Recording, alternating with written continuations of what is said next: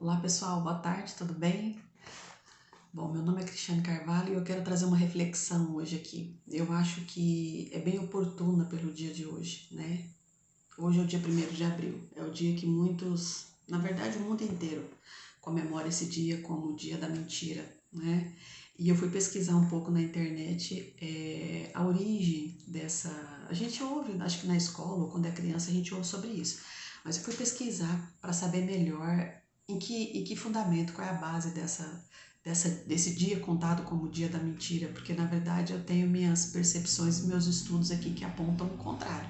É o contrário disso, né? Mas vamos lá. De acordo aí com a internet, eu achei até um termo bem interessante que eu vou compartilhar com vocês aqui, que é o seguinte. Essa tradição, ela tem origem, parece que no calendário gregoriano, né? Então eles tiveram, acho que por volta do século XIII, mais ou menos. E aí foi proposto a mudança do calendário, se não me engano, o Papa Gregório proposto a mudança do calendário para que não começasse mais em abril, até o equinócio de março, entre 20, 23, 24 de março, alguma coisa assim. E aí a proposta era que mudasse, a proposta não, foi implementado para que mudasse o calendário para 1º de janeiro. E tinha algumas aldeias, alguns outros lugares, locais, que comemoravam o Réveillon até em abril. Então tá, aí foi instituído esse calendário gregoriano, então o ano passou a começar dia 1º de janeiro. E as pessoas que resistiam a esse movimento, chamados resistentes, eles levaram um nome, eles chegaram a ser intitulados como os Bobos de Abril, que eram o pessoal que estavam resistindo a essa mudança, que não queriam que essa mudança, que esse calendário fosse colocado, instituído como 1º de janeiro, né? E aí eu penso o seguinte, eu trago uma reflexão. Eu quando li essa matéria, e eu tenho esses estudos que em outro momento eu vou trazer para vocês aqui, muito interessante a respeito do mês de abril. Tem muita pesquisa, muito estudo já voltado para isso, que pode ser bem interessante. A gente para e pensa, né? O ciclo do mês, ele tem 28 dias, o ciclo menstrual da mulher, o ciclo lunar, mas o dia em si, no calendário que nós temos hoje, é aquele calendário com 30 dias, né? E se ao invés de 12 meses, na verdade, existe 13 meses e não 12, né? Então, se a gente estudasse, pesquisasse e colocasse isso à frente, será que nós seríamos os bobos de abril? Né? Por que essa frequência da mentira? Por que espalhar isso? Para que as pessoas fiquem com brincadeiras nas redes sociais e só espalhando mentira, se conectando com mentira. Então, eu como tenho essa proposta de reverter, na minha mentoria, como eu chamo, né, o processo de reversão, eu queria propor para vocês justamente esse inverso. Porque vamos falar sobre verdade hoje. Eu escolhi uma verdade. Sobre qual verdade que eu poderia trazer para compartilhar com vocês? Eu escolhi a verdade interna, a nossa verdade genuína, a nossa essência mais primordial. Então eu quis trazer essa reflexão hoje para vocês, né? O quanto nós estamos conectados com a nossa verdade, o quanto a nossa vida está dando sinais de que nós não estamos vivendo essa verdade. Será que o nosso corpo está dando sinais de que nós não estamos vivendo essa verdade? Será que o nosso nível de satisfação, de realização em relacionamentos, carreira, ou com a própria vida, ou consigo mesmo, eles dão sinais de que nós estamos vivendo essa verdade genuína, essa verdade de quem nós somos? Então eu coloquei aqui alguns sinais. Como será que a gente pode identificar isso?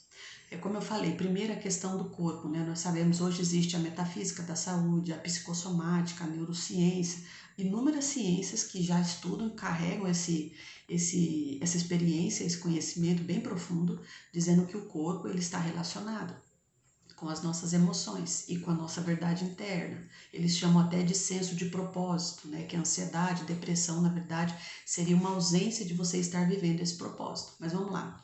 Por exemplo, aqui eu destaquei uma doença, por exemplo, a fibromialgia. A fibromialgia não é só referente a emoções reprimidas, mas é um aspecto de que emoções que nós precisávamos nos posicionar no momento certo não foi feito. Então ela não é só emoção reprimida, ela traz um comportamento de que em algum momento da nossa vida a gente precisou se posicionar emocionalmente e a gente não fez. Né? Isso é um traço da fibromialgia. A ansiedade também. A ansiedade nos remete a esse comportamento de medo. Né? Sempre medo de alguma coisa. Nós não estamos em paz. A ansiedade, ela nos tira a paz. Ela nos perturba. Então, o que está me perturbando? O que provoca em mim essa sensação de ansiedade? e chegando até a ter sintomas físicos, né? Cada pessoa tem um comportamento diferenciado.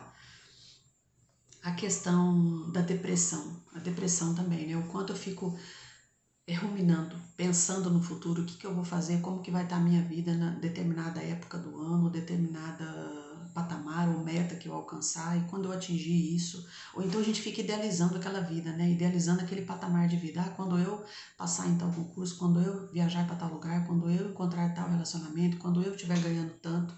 E quando você não atinge isso, você tem a tendência de ficar depressivo. Não aquela depressão crônica, em alguns casos pode até ser, com medicamento e tudo mais, mas às vezes pode ser uma depressão, uma melancolia, uma tristeza, uma sensação de inadequação, de insatisfação, de fracasso.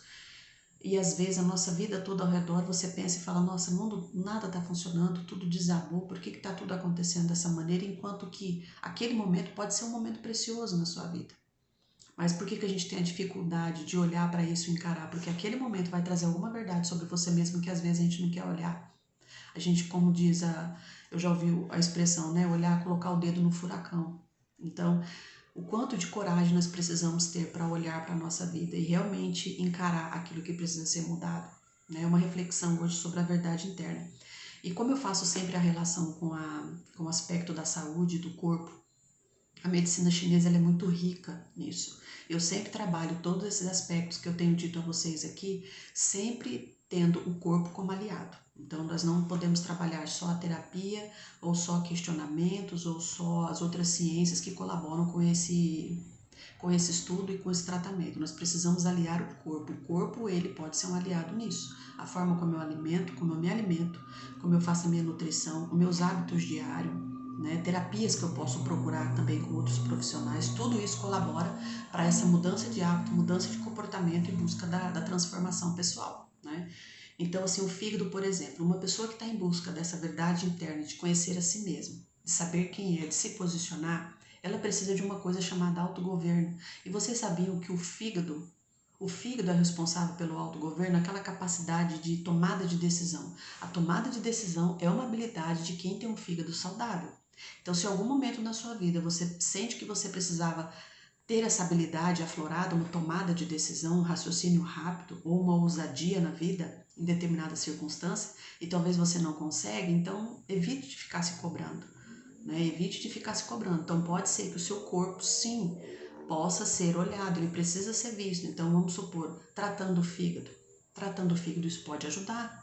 Isso pode ajudar, claro que somado a ações práticas, mas cuidando do corpo, isso também pode ser potencializado. E o fígado traz o oposto disso, quando ele está em desequilíbrio, que é a insegurança. É justamente o elemento que prejudica o autogoverno. E como o autogoverno, ele está ligado à autogestão. E quem busca pela verdade interna? A verdade de si mesmo. Porque eu posso exercer a minha verdade e buscar a minha verdade no meu relacionamento, no meu trabalho, na minha casa, a minha verdade comigo mesma. Aquelas pessoas que não conseguem ficar sozinhas, por exemplo. Ou às vezes quando termina um relacionamento faltam adoecer. Porque naquele momento ali aquela pessoa vai estar com ela mesma. E a gente não tem o hábito de ficar com a gente. Às vezes assusta ficar sozinha. Por quê? Porque toda a companhia que você tem é você mesmo. E você não se conhece. Que verdade você carrega? Que verdade você imprime ao mundo? O seu trabalho, a sua carreira, o seu propósito de vida, ele leva uma verdade? Qual é a verdade que você leva para o mundo, né? A questão do rim, por exemplo. O rim, ele tem dois componentes, né? Que nos associam aqui nesse tema, nessa reflexão, que é a coragem e o medo. Eu preciso de coragem para ser quem eu sou. Eu preciso de coragem para tomar decisões. Eu preciso entender quando que gatilhos do medo afloram na minha vida. Eu preciso enxergar isso através de comportamento, através de pensamento, através de ações. E o meu corpo também está dizendo. Então eu posso fazer uma dieta, eu posso fazer exercícios, eu posso olhar melhor para o meu rim, no caso. Outras doenças que podem estar relacionadas e também são pistas, são sinais de que meu rim não está legal. Então tudo isso, a gente olhar para o corpo, olhar essa autoobservação é o que a gente precisa desenvolver nessa busca, certo? Por último aqui eu peguei um outro órgão, trouxe aqui o pulmão. O pulmão ele é responsável pela pele, o nosso cabelo, um cabelo saudável, uma pele viçosa, né? A lubrificação dessa pele, as nossas unhas, Tudo está relacionado ao pulmão. Existe uma doença chamada prurido, que é aquela coceira pela pele. Aquela coceira também, ela representa, vamos resumir, que ela representa conversas difíceis que nós não tivemos.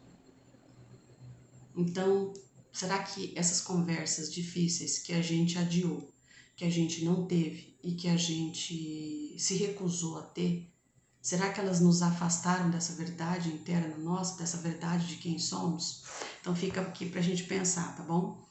O nosso corpo, ele clama por verdade. Essa é uma máxima que a gente poderia deixar como frase aqui, de reflexão. O nosso corpo, ele clama por verdade. E as doenças, os sintomas, eles podem ser freios de que a gente precisa corrigir a rota. Quantos pacientes eu tenho que o corpo está minando de sinais de que a vida precisa mudar, de que o padrão mental da pessoa precisa mudar. E a pessoa fala, não, Cris, deixa eu só aliviar isso. Aí você vai ter conversas, as pessoas às vezes fogem daquela conversa, não quer olhar para aquilo, mas ela quer melhorar o sintoma, ela quer se livrar daquilo, seja como for. Mesmo sabendo que aquilo, ele pode apresentar um sintoma daquela maneira, e lá na frente, se aquilo não for visto, ele vai apresentar ou em forma mais grave, ou em outro sintoma. Mas aquilo ali vai ficar ali para ser visto, o corpo quer ser visto. O corpo, ele nos apresenta sinais porque ele quer ser acolhido, ele quer ser amado.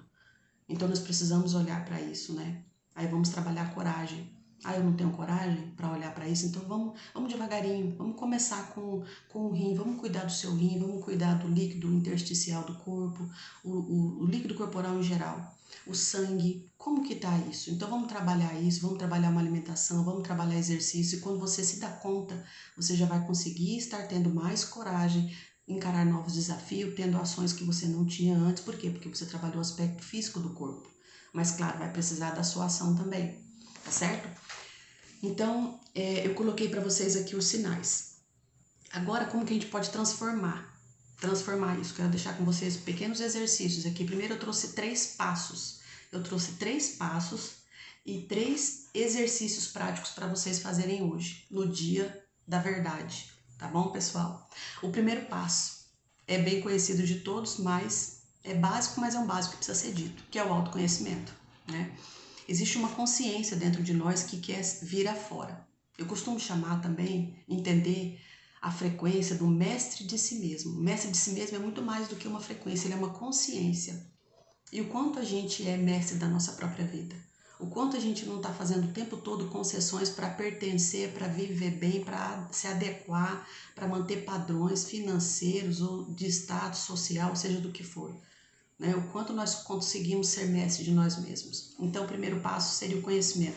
O segundo passo exige uma disposição prévia para o novo. Não tem como, gente. A gente precisa ter a mente preparada para o novo, uma disposição para ouvir novas coisas, ouvir novos conteúdos, ler novos livros, fazer exercícios que nós nunca fizemos, né? Enxergar conflitos. A mediação de diálogo, a terapia que eu trabalho, ela traz técnicas muito importantes aqui, de valiosa contribuição, que é a autoobservação. A autoobservação faz com que a gente enxergue, aprimore, aperfeiçoe a nossa intuição interna. E o autoconhecimento faz a gente valorizar essa intuição. A gente começa a identificar que os nossos conflitos que estão acontecendo ao nosso redor e dentro da gente, os nossos conflitos entre mente, emoção, coração e tudo, esses conflitos eles nos dão pistas. Então, o quanto será eu estou aberto para isso? Né? A gente percebe isso quando a gente ouve as pessoas conversarem e a gente ouve ideias contrárias. O quanto que é difícil às vezes. O primeiro momento, o impacto nosso é atacar aquela ideia porque é contrária à nossa. Ou seja, a gente já se identificou. A partir do momento que eu me armo com aquela ideia que aquela pessoa me trouxe, ou eu fico ferida, ou eu me magoo com aquela ideia, ou com aquele comentário que a pessoa fez, a partir daquele momento eu me identifiquei. Então a gente trabalha muito isso na terapia dialógica, na mediação de diálogos, que é a gente aprender a separar as pessoas das ideias. Então eu consigo ouvir o outro sem me identificar. E isso também ajuda nesse segundo passo aqui, na disposição do novo. A gente consegue ouvir o que o outro pensa e não julga, simplesmente pega aquilo, faz o nosso filtro, seleciona aquilo e reflete naquilo. Poxa, será que aquilo faz sentido? Será que o fulano é coerente com aquilo que ele falou? O que na vida dele me dá sinais de que aquilo que ele falou é verdade? na consciência dele pode ser verdade para mim, né? Então, esse segundo passo é a disposição para o novo. Eu não preciso mudar o meu pensamento nem a minha forma de agir, nem as minhas crenças, eu não preciso mudar, não estou propondo nada disso. Porque a construção da verdade interna, você vai precisar se basear e se colocar aí num eixo. É o seu eixo que vai significar agora, né? Então, o quanto eu tenho essa habilidade, isso é uma habilidade, isso é treinável, isso é desenvolvido. O quanto eu tenho essa habilidade de ouvir o outro, refletir sobre o que o outro fala sem me sentir atacado. E da mesma forma você vai atacar menos as pessoas. Você vai melhorar o seu diálogo. Terceiro passo, ressignificar nossas sinapses neurais. O cérebro ele não é fixo, ele está em constante movimento. Então, o que eu quero dizer com isso? Nós precisamos realizar ações que nos colocam em movimentos diferentes. Existem a neurociência, a neuroplasticidade aponta, né? São estudos bem interessantes com relação a isso e trazem inúmeros elementos e evidências. Existem estudos assim fantásticos sobre isso, apontando que se a gente começa a construir novos hábitos devagarinho, aos poucos, na medida da nossa rotina, nós vamos implementando novos hábitos, novas sensações, novas percepções. Qual é a sensação que a gente tem quando a gente se coloca assim, nossa, vou caminhar, a partir de hoje eu vou fazer tal atividade física. Aí você adia, dia. Chega num dia que você vai lá e faz. Aí você vai e faz o segundo dia. Aí você vai e faz o terceiro dia. Qual é a sensação que você tem com você mesmo? Você não se olha melhor? Você não se olha e fala assim, nossa, eu estou fazendo, eu estou conseguindo. Ou quando você toma uma atitude prática de enviar um currículo, por exemplo, de fazer uma ligação e aquilo traz um retorno para você. Então você fala, nossa, eu tomei uma atitude. Então esses novos hábitos incorporam novas sinapses neurais. Então você começa a distanciar daquele padrão antigo que você está deixando. E você começa a se conectar com um novo padrão. E aí você vai fazer essa descoberta. Aí você vai ter então dois padrões. Aí você vai começar a selecionar onde é que eu estou nessa história.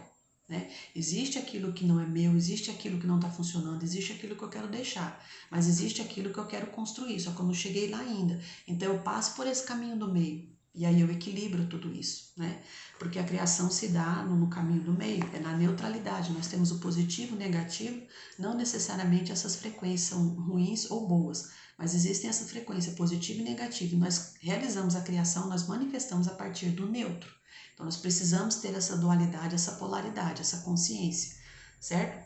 Então, o primeiro passo, autoconhecimento. O segundo passo, abrir-se para o novo. E o terceiro passo é ressignificar novos hábitos, novas sinapses neurais. Você começar a ter novos pensamentos e novas sensações, tá? Uma coisa importante aqui antes da gente ir para o exercício prático, eu trouxe 3 exercícios para vocês aqui também, é essa consciência de que os nossos pensamentos, eles são carreadores de emoções. Então isso é muito interessante para quem quer assumir essa postura de se encontrar consigo mesmo, de buscar essa verdade interna. Os pensamentos, eles são carreadores de emoções, então os nossos pensamentos, eles estão a todo momento conectados a emoções, então é muito delicado. É bem interessante que a gente desenvolva essa autoobservação. E a autoobservação a partir do corpo, ela te ajuda muito. Existe uma prática de respiração que eu trabalho na minha terapia, que é a prática do Qigong. É a prática da respiração consciente, não é meditação, gente.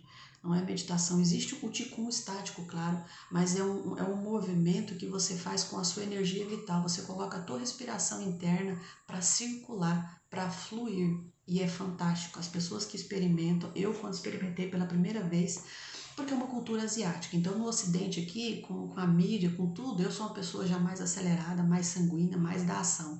Então para mim parar e respirar, aquilo foi difícil no começo.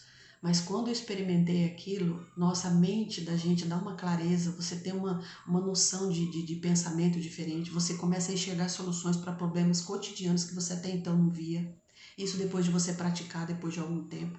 Então a respiração ela é bem interessante, porque ela ensina a gente a identificar como que o nosso pensamento é perturbado às vezes. E a gente começar a desenvolver um autocontrole sobre isso, né? Porque vai ser necessário a gente perceber quais emoções estão conectadas nesses pensamentos nossos. Principalmente o pensamento de preocupação, que está associado lá com o rim. Quando o rim está em desequilíbrio, o baço. Quando o baço está em desequilíbrio, ele traz muita preocupação, excesso de preocupação na cabeça. Você fica se preocupando, não toma atitude, não resolve, o baço está sofrendo.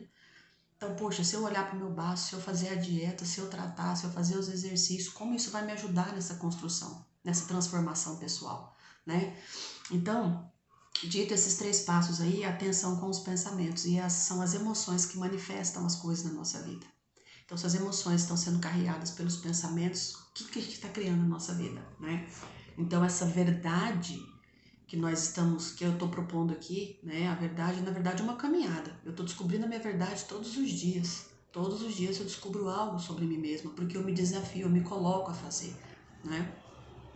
Então, os exercícios práticos aqui, eu queria deixar 3 perguntas. Vocês, antes de dormir, antes de terminar esse dia da verdade, peguem um pedaço de papel ou no celular mesmo. Escrevam 3 perguntas. 3 perguntas antes de dormir, pessoal. Primeira pergunta. Se eu já estivesse vivendo a realidade que eu desejo, como eu me sentiria? Como eu estaria agindo? Segunda pergunta. Eu vou relacionar 3 ações práticas que eu vou conseguir fazer amanhã, sem falta, no dia 2 de abril. Eu vou conseguir realizar amanhã, no dia 2 de abril, 3 ações práticas. E não vai ser nada grande não, tá, pessoal? Porque senão já entra outro gatilho da sabotagem, a gente já começa a procrastinar, já vira uma coisa louca. 3 ações práticas: ligar para uma pessoa, pedir um pedido de desculpa, uma ação, um desafio, fazer um vídeo, fazer um conteúdo para a internet, seja lá o que for. Fazer uma proposta, enviar um currículo, seja de que ordem for, algo simples que você consiga fazer. Relacione 3 que você considera importante. E essas 3 ações, elas precisam ser ações específicas e estratégicas. De que forma? Essas ações, elas vão aproximar você daquela realidade que você deseja. Se é uma jornada de autodescoberta, de autoconhecimento, nossa, eu quero saber por que tá acontecendo isso comigo, essa angústia que eu tô sentindo, essa insatisfação, o que será que eu tô sentindo? Então eu vou colocar aqui uma ação que eu acredito que vai me levar a esse patamar, porque nós sabemos o que nós precisamos fazer. Terceira pergunta. Nós estamos na nossa vida aceitando situações que refletem quem nós realmente somos? Essa pergunta eu acho bem interessante. Na nossa vida, nós estamos aceitando situações que refletem quem nós realmente somos? Então, respondam essas 3 perguntas hoje. E amanhã, com certeza, você vai ter grandes verdades reveladas sobre você mesmo. É um pequeno teste, uma pequena porção do que eu trabalho na minha mentoria, a proposta do meu trabalho, pessoal. E por último, eu queria fazer esse convite para você, né, a conhecer a minha mentoria e a conhecer meus trabalhos nas redes sociais, entrar em contato comigo pelo WhatsApp se você quiser saber mais, se você quiser conversar, fazer mais perguntas, tá bem? E não se atemorize, não se intimide com as sombras, porque na jornada em que a gente encara para descobrir quem nós realmente somos é fundamental. Ela pode exigir coragem, ela pode exigir que a gente abandone atitudes do medo. E não é algo fácil, mas a medicina chinesa ela traz uma contribuição muito importante. Ela se baseia, a medicina tradicional chinesa, eu gosto do jeito que eles olham a doença. Eles não olham a doença como algo ruim, é um acolhimento. É uma forma, é quase uma poesia sobre o corpo e sobre a saúde. Ela traz, na filosofia do taoísmo, traz o fluir sem esforço. É outro elemento fantástico também, que a gente pode trazer muito para a nossa vida. Mas eu quero destacar para vocês hoje aqui uma pérola da medicina chinesa, que é a dualidade. A dualidade, ela diz o seguinte: a dualidade seria tudo que é contrário, né? Só existe o frio porque existe o calor, só existe o dia porque existe a noite. Aquele símbolo do ideograma do Yin Yang demonstra bem isso, né? São poderes, que existe o preto e o branco ali, então são poderes contrários, mas que se encontram, se encaixam e se intertransformam, porque a vida é assim, a luz e sombra. Então vamos dizer que talvez o medo, né, tem um aspecto do medo que é bom, tem um aspecto do medo que a gente pode dizer que traz uma luz, mas tem um aspecto do medo que pode ser uma sombra. Então tudo vai ter o lado luz e o lado sombra, né? O lado que seja forte e o lado que seja fraco. Mas a dualidade ela traz uma reflexão para nós hoje, que a nossa sombra, aquilo que a gente considerar ou aquilo que a gente eleger como sombra, nossa, toda a nossa sombra carrega em igual intensidade a nossa força. Então não tem desculpa, né? Vamos supor, se eu sou uma pessoa, às vezes, que eu sinto muito medo de encarar novos desafios, de mudanças, eu acho que eu não tenho uma habilidade bem desenvolvida de resiliência ou de flexibilidade. Provavelmente, se eu olhar atrás na minha vida, se eu fizer essa autoobservação, eu vou ver atitudes que eu precisei ter muita coragem e eu tive. Eu tive muita coragem. Isso eu estou falando, eu coloquei eu, mas para você fazer essa análise. Olhe para você e veja, você teve muita coragem em algum aspecto, em vários aspectos da sua vida. Então se apegue a essa coragem. Se apegue a essa coragem. Construa novas sinapses neurais a respeito dessa coragem. Se apegue nessa coragem. Se conecte com a emoção que você sentiu naquele dia que você teve essa coragem, que você venceu aquele medo. Então, o nosso medo carrega em igual intensidade a nossa coragem. Tá? Um exemplo que eu peguei aqui do rim, né? O aspecto da coragem e do medo. Mas existem números para a gente trabalhar individualmente, tá? Então, eu quero deixar essa reflexão com vocês aqui, reiterar esse convite que eu fiz para vocês e deixar uma palavra de incentivo, porque às vezes a vida não está do jeito que a gente gostaria, mas exatamente o que está faltando é a gente viver a vida que a gente então deseja. Só que essa vida ela precisa estar conectada com quem nós somos. Chega de dizer, eu fico pensando o que mais nos contaram que é mentira ou que é verdade, o que mais omitiram, né? Então, assim, será que nós, se a gente decidir então desafiar tudo isso, será que nós seríamos os bobos de abril, né? Daquele grupo que eu contei no início da live, os bobos de abril que resolveram resistir, né? Era o chamado pessoal da resistência. Hoje os bobos a gente sabe que a internet coloca pessoas às vezes como bobo, que são aquelas pessoas às vezes que se sentem diferentes, inadequadas, mas são pessoas críticas, são pessoas que carregam uma conexão muito forte com a verdade delas. É os hippies, aquelas pessoas meio revolucionárias, eles são os diferentões, são as pessoas geralmente atribuídas como isso, né? E no entanto são pessoas muito autênticas. Então a verdade maior que nós precisamos viver é a nossa verdade, sem se importar com o que o outro pensa. Os ditos normais, quem são os normais?